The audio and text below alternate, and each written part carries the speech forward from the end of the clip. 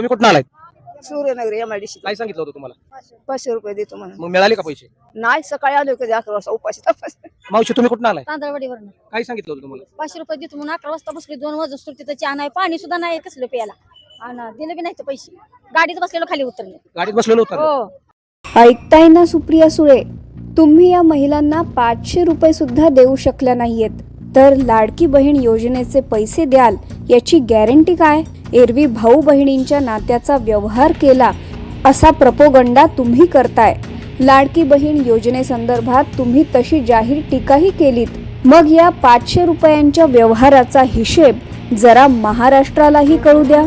प्रत्येक महिलेला तुम्ही 500 रुपये देण्याचं खोटं आश्वासन देऊन मेळाव्यासाठी गर्दी जमवताय, आणि तेही तिथे जिथे तुमची अनभिषिक्त सत्ता आहे, अशा बारामती सारख्या ठिकाणी. इतकी वर्ष बारामतीत तर तुमचं राज्य होतं, मग हा खटाटोप कशाला? तुम्ही बारामतीचा विकास केलाय म्हणताय, तर पराजयाची भीती तुम्हाला का सतावते?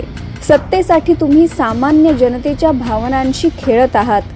बारामतीच्या या सामान्य महिलांना तुम्ही 500 रुपये सुद्धा देऊ शकत नाहीयेत. महाराष्ट्रातल्या लाडक्या बहिणी हे पाहतायत, त्या तुमच्यासोबत नाहीयेत.